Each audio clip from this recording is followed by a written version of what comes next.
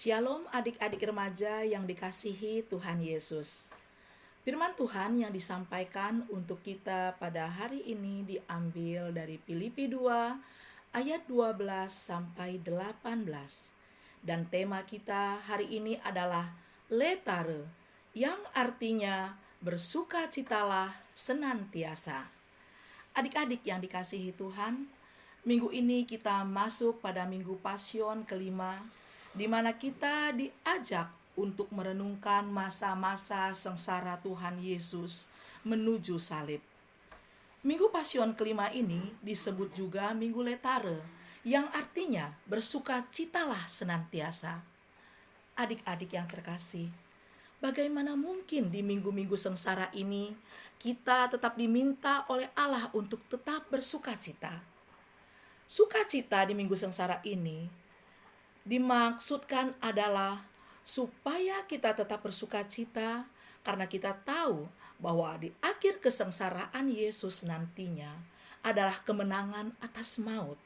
Ya adik-adik, kematian Yesus di atas salib membawa kita kepada kemenangan atas maut, sehingga maut tidak lagi berkuasa atas kita dan kita menjadi menang.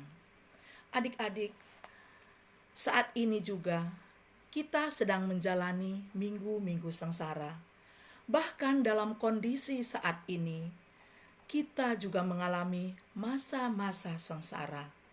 Mungkin dengan tersebarnya virus yang sudah menguasai begitu banyak negara, bahkan sudah masuk juga ke negara kita Indonesia, bahkan ke kota di mana kita tinggal. Itu semua bisa merenggut sukacita yang Tuhan sudah taruhkan kepada kita dan sudah harusnya menjadi bagian hidup kita. Tapi adik-adik, mampukah kita tetap bersukacita senantiasa, bahkan dalam situasi dan kondisi yang kita hadapi saat ini? Mampukah kita tetap bersukacita? Firman Tuhan mengajari kita, bersukacitalah senantiasa. Bukan dikatakan bersukacitalah kamu di saat kondisimu baik-baik saja. Bersukacitalah kamu di saat semua yang kamu inginkan bisa tercapai. Tapi firman Tuhan mengajarkan kepada kita, bersukacitalah senantiasa. Bahkan di minggu sengsara ini, bahkan dalam kondisi yang saat ini mungkin sekali merenggut sukacita kita, pengharapan kita, bahkan tidak sedikit yang mungkin bisa merenggut iman kita. Adik-adik yang terkasih, dikatakan Tuhan, karena kita sudah mengalami karya penyelamatan itu, kita diajarkan melalui Filipi bacaan kita hari ini untuk mengerjakan karya keselamatan yang telah kita terima dengan sungguh-sungguh, dengan tidak berbantah-bantah, dengan tidak bersungut-sungut. Bahkan ketika situasi yang tidak kita mau, kita tetap bersukacita, tidak bersungut-sungut, tidak berbantah-bantah. Sekeliling kita saat ini kita lihat banyak sekali sungut-sungut. Sekeliling kita banyak sekali kita dengar bantah-membantah. Apakah kita ada di dalamnya? Dalam bacaan kita akan dikatakan, kita harus tetap menjadi terang dalam situasi seperti itu.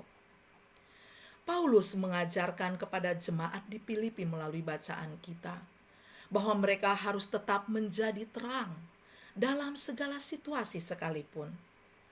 Termasuk kita adik-adik. Saat ini juga saatnya kita tetap dituntut menjadi terang. Sekalipun situasi tidak seperti yang kita mau.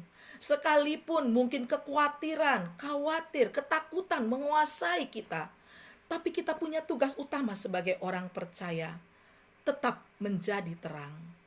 Bagaimana kita bisa menjadi terang di saat situasi juga tidak seperti yang kita mau? Adik-adik, jawabannya tetap ada di dalam bacaan kita hari ini, di dalam ayat yang 16, supaya kita tetap berpegang pada firman kehidupan. Situasi saat ini tidak menjadi alasan untuk kita tidak mendengarkan firman. Situasi saat ini sekalipun kita tidak beribadah bersama di rumah Tuhan seperti minggu-minggu biasa, tidak menjadi alasan bagi kita untuk tidak bersekutu dengan Tuhan, untuk tidak berbicara, berdoa, memuji, mendengarkan firman Tuhan. Sekarang banyak media yang bisa kita pakai untuk itu, termasuk salah satunya seperti kita saat ini. Adik-adik, kondisi sekarang akan sangat membantu jika kita tetap bersukacita, jika kita tetap berpegang pada firman Tuhan. Karena itu akan memberikan kekuatan, pikiran positif, semangat baru bagi kita. Dan itu sangat diperlukan untuk meningkatkan imun kita. Adik-adik tahu, pasti adik-adik pernah baca, para medis menulis bahwa virus itu bisa dilawan dengan imun tubuh yang kuat selain melalui pola hidup yang sehat. Imun yang kuat sangat penting sekali dan sangat kita butuhkan saat ini adik-adik. Untuk itu kita tetap harus berpikir positif, bersikap positif, dan tetap pegang firman Tuhan. Dan satu lagi adik-adik, pemerintah sudah menganjurkan kita untuk tetap diam di rumah, belajar di rumah, bekerja dari rumah, beribadah dari rumah. Jadi sebisa-bisanya, jika tidak penting sekali, kita tidak perlu keluar rumah. Karena dengan itu, kita bisa menyelamatkan diri kita sendiri, menyelamatkan orang-orang di sekitar kita juga. Apa iya kita harus tunduk pada peraturan itu? Adik-adik yang kakak kasihi, kita harus belajar pada Tuhan Yesus yang adalah teladan hidup kita. Tuhan Yesus, selain dia taat kepada Allah, bahkan sampai titik akhir di kayu salib, dia tetap taat. Tuhan Yesus juga taat pada pemerintah. Dan dia mengajari kita, mengajari pengikutnya dan semua orang untuk juga taat pada pemerintah.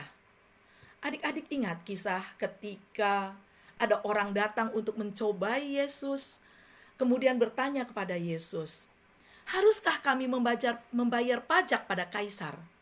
Jawab Yesus, berikan kepada Kaisar apa yang menjadi hak Kaisar, dan berikan kepada Tuhan apa yang menjadi hak Tuhan. Artinya adik-adik, Yesus mengajari kita untuk taat pada pemerintah. Yesus juga taat pada pemerintah. Bahkan dalam konsep kekristenan, kalau kita baca di Roma 13, diajari bahwa pemerintah itu adalah wakil Allah. Ya, mereka wakil Allah yang harus kita taati. Jadi sebagai anak-anak Tuhan, kalian juga harus taat pada pemerintah. Taat pada apa yang dikatakan pemerintah saat ini.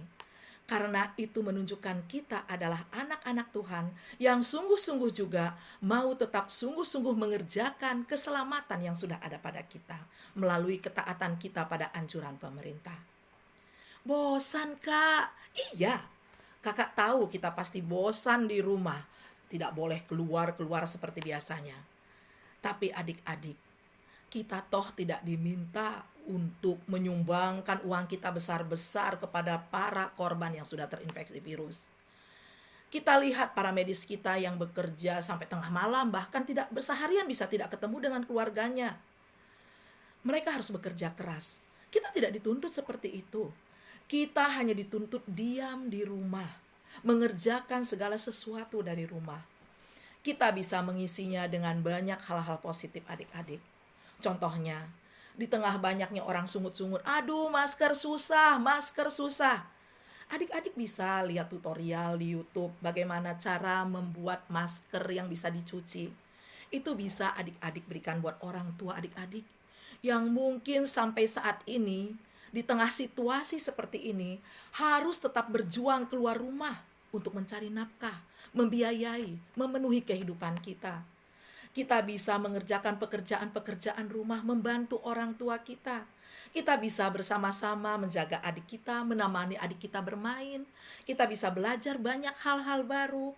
Kita bisa menggali lebih banyak lagi waktu untuk membaca firman. Sangat banyak sekali hal positif yang kita bisa lakukan saat ini. Dan tetaplah lakukan itu dengan sukacita. Adik-adik, kembali kakak ingatkan saat ini. Lakukan semua dengan sukacita.